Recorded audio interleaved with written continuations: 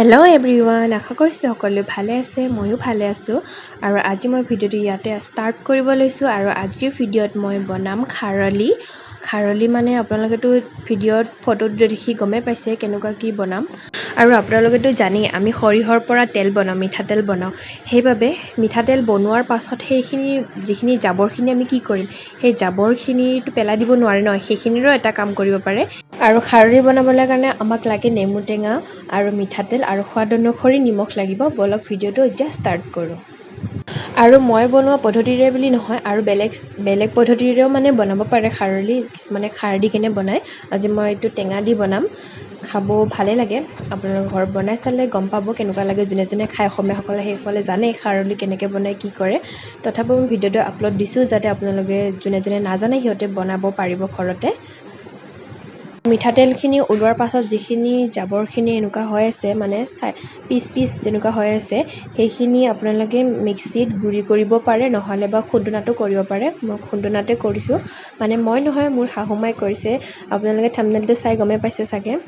আৰু গোটেইখিনি গুড়ি কৰি হোৱাৰ পাছত চৰিয়া এখনত লৈ লৈছোঁ, তাতে নিমখ দিছোঁ আৰু তেল দিছোঁ আৰু নেমু টেঙাখিনি চেপি দিম। চেপি গোটেইখিনি একেলগে মিক্স কৰি মিহলিয়াম।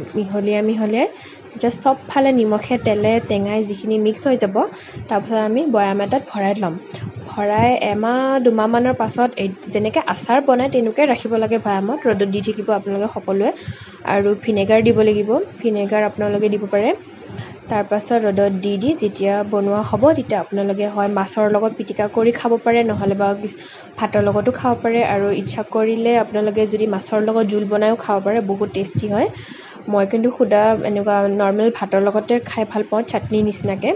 সেনেকুৱা আপোনালোকে খাব পাৰে।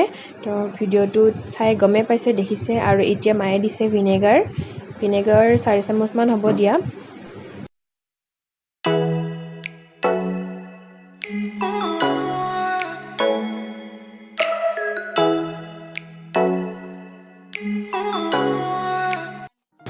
আৰু খাৰলিখিনি বনোৱাৰ পাছত এমাহ-দুমাহমানৰ পাছত এনেকুৱা ধৰণৰ হয়।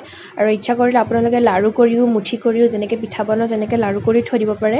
কিন্তু আমি সেনেকুৱা থোৱা নাই, বৈয়ামত ভৰাই দিছোঁ। তেলখিনি কি ধুনীয়াকৈ বাহিৰ হৈ গৈছে অলপকৈ।